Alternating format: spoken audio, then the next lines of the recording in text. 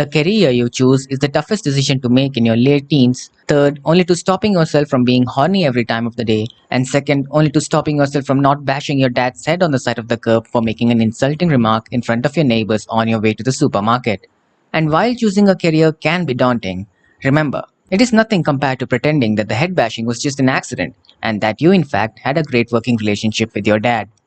Now, most academics divide different careers into different categories, such as the type of qualifications you need, the amount of money you require, and so on. But they never talk about the levels of self delusion one needs to maintain in order to be successful.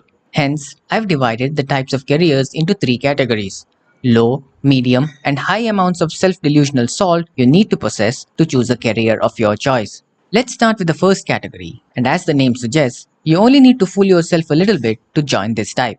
People with low self delusion stick to 9 to 5 jobs because they know that, just like their belly fat, that career is not going anywhere. A typical low self delusional job involves a middle class family background, an average to above average qualification, a company delusional enough to give you the job itself, a spouse who is more or less in the same career lane as yours, a 1 BHK apartment with logarithmic rental rises in a precarious neighborhood, or a 2 BHK house if you have gremlins in the form of kids.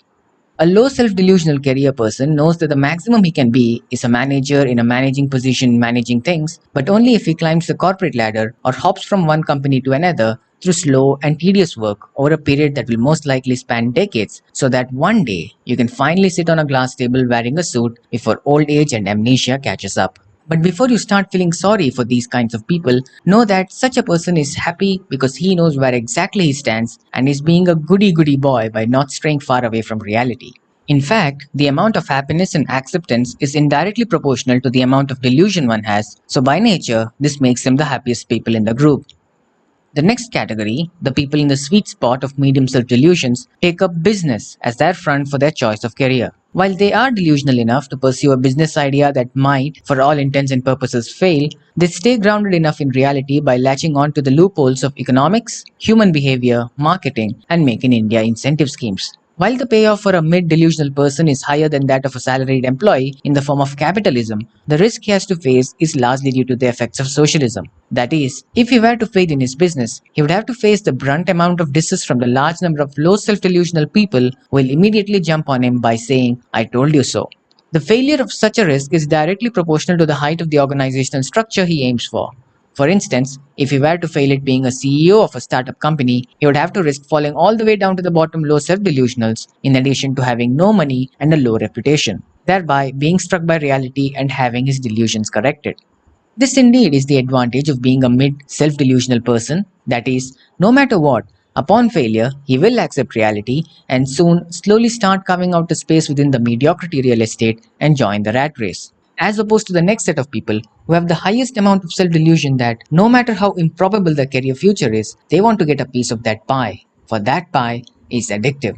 I am, of course, talking about the artists, the actors, the TikTokers, the YouTubers, the cricketers, the models, and the shy, stooping filth of the society called the writers. These set of people think that their career is one big break away from getting accepted into an audition or making a hit song or becoming a bestseller, or in a few cases, using an oversaturated form of social media in hopes of making a video go viral to gain thousands of subscribers by stating the exact same thing as I'm saying, but in a video format over a voiceover with stock photos and made up sentences.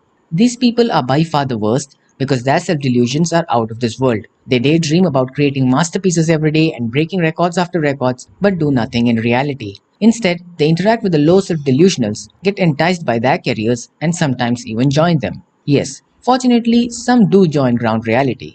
In fact, most of them do, if nothing comes out of their so called art in a year or two. But don't be fooled. No matter how much they act or behave about being no less delusional than the other guy, they always dream of hitting those winning runs or being a rock star in front of a semi delusional crowd while taking a shower or being overly introspective. So, in case you got your self delusions checked by the nearest doctor and you know where you belong, you no longer have to worry about your future career anymore. Forget career guidance and asking your friends and parents. This roadmap shall and will guide you to your ultimate form of career in one way or another. Farewell.